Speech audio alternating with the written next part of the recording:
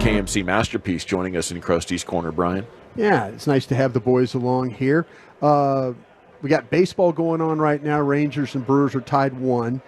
We got the combine going on. People have been texting me about guys running at the combine, the workouts and stuff like that. So a lot of things happening in the sports world that we kind of need to keep their attention on. All week long since I've been in Surprise, I've been working on whether it's linebackers, defensive linemen, running backs. Well, today I'm going to focus in on some centers. I feel like that to me, and Corey and Kevin, chime in if you want. For sure. Do you feel like, though, that the number one position that the Cowboys need to have at some point, whether it's a draft, free agency, whatever, is a center? Center definitely.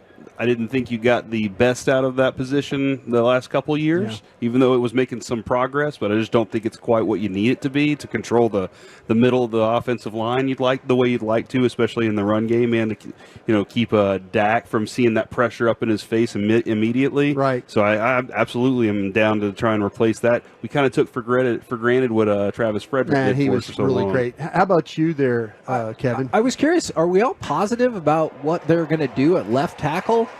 See, that's the thing that I wonder as well. To me, if I'm going to draft left tackle, if I'm not signing Tyron Smith. Yes. I'm not going to use a first round pick on an offensive lineman and have him sit. Yeah. I'm just not. And the one thing that I know is that with this group, when they draft offensive linemen in the first round, they're usually plug and play guys. Yes. So if you tell me the intention is not to have a left tackle with Tyron Smith, I'm sure looking at that position. I still think center, though. Okay. I think that position held them hostage a little bit last year. I think there was some things in the running game.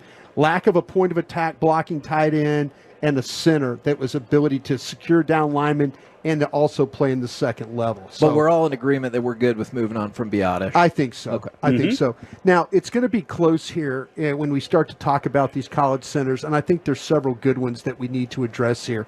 We always Dawson likes to throw the name out there, Jackson Powers Johnson from Oregon at 6'3", 320 pounds.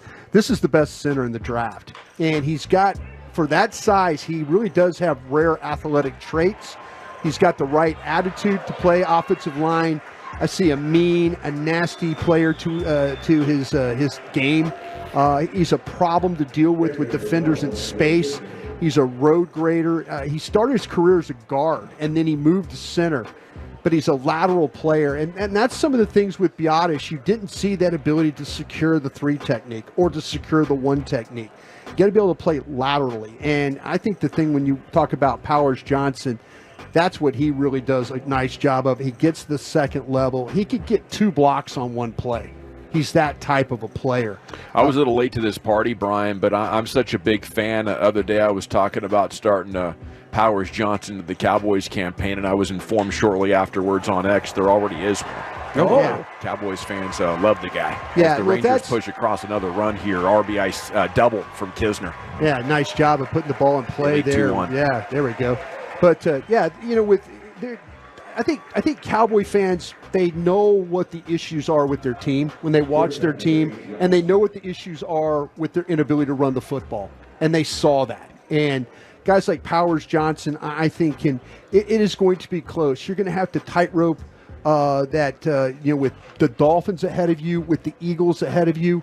Those are 2 teams that could definitely use center help.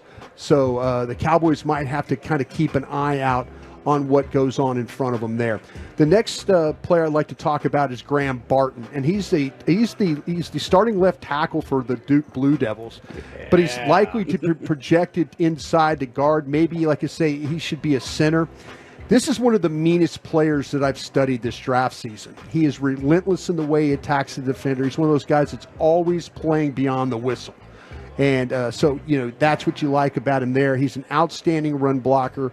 He could drive defenders off the ball with some super impressive leverage and power that he plays with. Once he gets his hands inside, he'll sink his rear, he'll run his feet, and he'll climb that defender. And those guys have a difficult time getting away from him. He's like that Velcro to the defender. There's several snaps where I was watching where he just completely drove his man into the ground. And you're like, and it's not like finding a leg and then burying the guy. He just drove the guy into the ground. Now you're saying, well, Broaddus, all these things you like about this guy and this power and everything else. Why do you not have him higher? I mean, why is he not better than Powers Johnson? I haven't seen him play center. I've only seen this guy play tackle.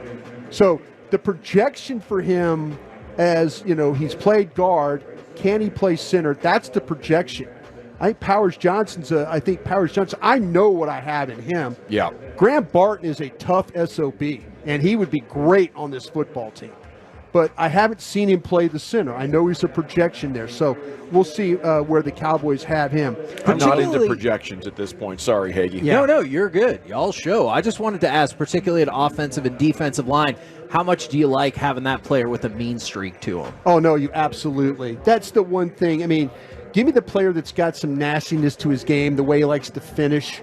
To me, I've seen too many of these young linemen that one-shot blockers into them, and then they kind of lose that, and then their guys off to making a play. So give me the guy that's out there willing to finish. Yeah, I absolutely love dudes with that kind of a mean streak. And I go back to Travis Frederick. Yeah. One of the things that people, he's such a nice guy. But then when he got on the football field, like he had this streak in him that was just very different, and that helps you finish. Those guys don't want to go up against a guy like that. Okay, the third guy I want to talk about is Zack Frazier from West Virginia. He's 6'3", he's 310 pounds. By the way, guys, heights and weights are probably going to be, we're going to get fresh ones come from the combine when these guys get measured, and we can kind of incorporate them into what we're doing.